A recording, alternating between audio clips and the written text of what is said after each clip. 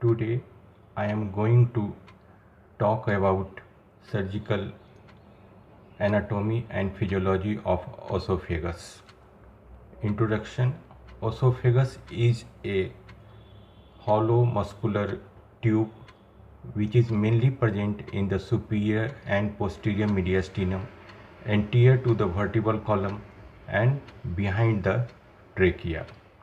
Extend from lower edge of the cricoid cartilage to the gastroesophageal junction. It is about 25 centimeter in length. Then there are three anatomical narrowing: cervical, that is known as cricopharyngeal narrowing,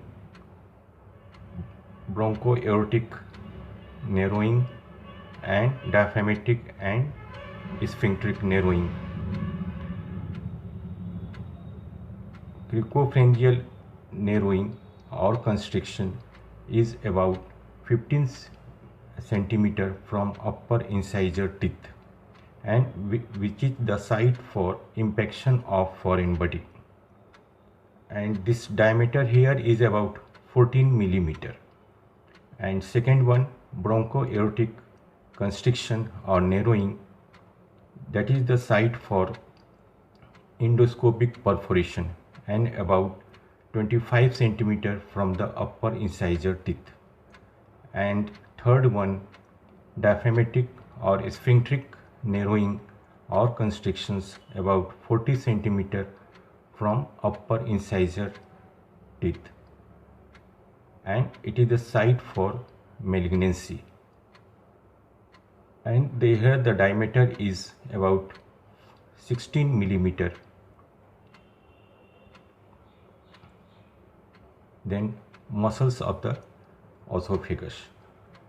It is upper 1/3 is lined by striated muscles and lower 2/3 by smooth muscles. Striated muscle is voluntary and smooth muscle is involuntary. Lower 2/3 smooth muscles, inner one is circular muscles and outer one is longitudinal muscles. In between lies the orbex plexus. Then whole of the epithelium is lined by squamous epithelium, except last 3 centimeter which is lined by columnar epithelium, and submucosa contains nerve plexus, lymphatic plexus and venous plexus, and it is supplied by parasympathetic and sympathetic nerves. Then arterial supply of esophagus. Cervical part is supplied by the inferior thyroid artery and drain into the inferior thyroid vein. Then esophageal part is supplied by the esophageal branches direct from the aorta and drain into the hemiazygous and azygous vein, and lower one or abdominal part is supplied by the esophageal branches of the left gastric artery and drain into the left gastric vein. Lymphatic drainage. The cervical part drain into the right and left supraclavicular lymph nodes, and esophageal part is drain into the tracheobronchial lymph node and paraesophageal lymph node, and abdominal part is drain into the left and right gastric lymph node, and finally into the celiac group of lymph nodes. If the celiac group of lymph nodes is involved, it means it is inoperable for carcinoma esophagus. Then physiology of the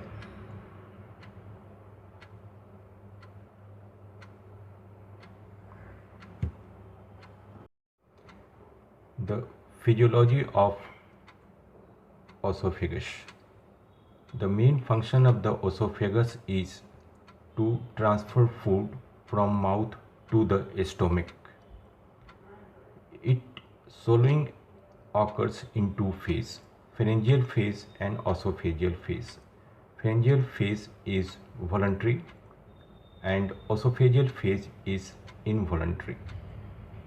In pharyngeal phase, the masticated food from mouth is forced by tongue into the hypopharynx by closure of the nasal and respiratory passages and opening of the upper sphincters.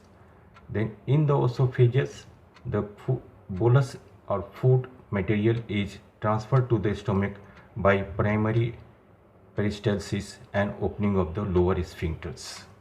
I will discuss eclasia cardia. Eclasia, Greek word eclasia means failure to relax. Introduction. It is a motility esophageal disorder in which there is severe spasm of the circulatory muscles of the lower esophageal sphincters. It is not open or relaxed during the act of swallowing. Incidence 6 cases in 1 lakh population. And etiology, primary and secondary. Primary is known as idiopathic, in which there is loss of ganglion cells in the orbex plexus, which is present in between circular or longitudinal muscles, the cause of which is unknown.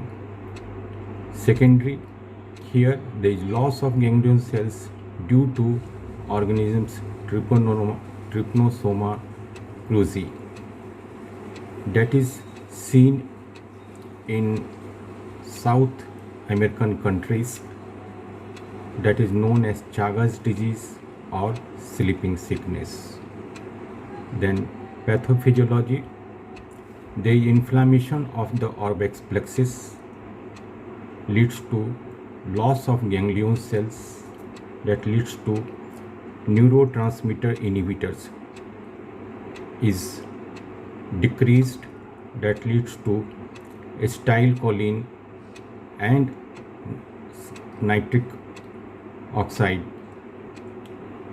is inhibited and leads to cardiospasm.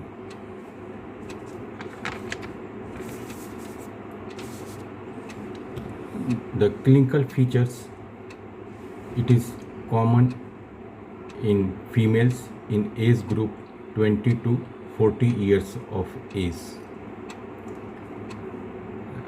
Female male ratio is to 3:2, and in early stage the main symptom is retrosternal pain or chest pain. Then second symptom is progressive dysphagia. It is more with liquid than solid diet, and this causes regurgitation of liquid. It may come through mouth. It will be foul smelling liquid. If it is spilled into the respiratory passages, it may cause pneumonia, lung abscess, and ill health, anemia, etc. Then diagnosis. Barium swallow esophagogram is done. It shows proximal dilatation of the esophagus and pencil-like smooth narrowing of the lower esophageal sphincters and absence of air bubbles in the fundus of stomach. The narrowing of the esophagus is known as bird beak appearance. Then manometry. Esophageal manometry, normal, the normal pressure of the lower esophageal sphincter is 10 to 25 millimeter of mercury. In case of atalasia cardia or cardiospasm, it will rise, it will be more than 25 millimeter of mercury. Then esophagoscopy, that will show proximal dilatation, atonic or aperistalsis of the esophagus, and liquid foul smelling fluid, and narrowing of the lower end of the esophagus. You must take mucosal biopsy at the lower end of the esophagus to rule out carcinoma esophagus. Treatment: surgical and medical. Surgical treatment is done by laparoscopic modified Hilart's cardiomyotomy, in which 7 to 10 centimeter incision is made from 2 centimeter distal to the gastroesophageal junctions up to aortic arch. Muscles is cut and mucosa is bulged out. Mucosa should not be open. Then endoscopic cardiomyotomy, that is known as POEM, in which 2 centimeter mucosa is cut at the lower end of esophagus. Submucosal tunnel is made and circular muscle fibers are cut 7 to 10 centimeter, and again mucosa is closed. Medical treatment: calcium channel blocker or nitroglycerin is given sublingually, and next one is pneumatic dilatation, in which the balloon which is kept at the lower end of esophagus is inflated up to 300 millimeter of mercury for 15 seconds. It ruptures the circular muscle fibers. It may cause perforation, recurrence, and reflux esophagitis.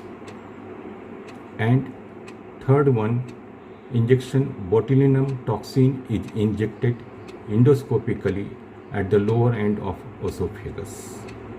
That's it.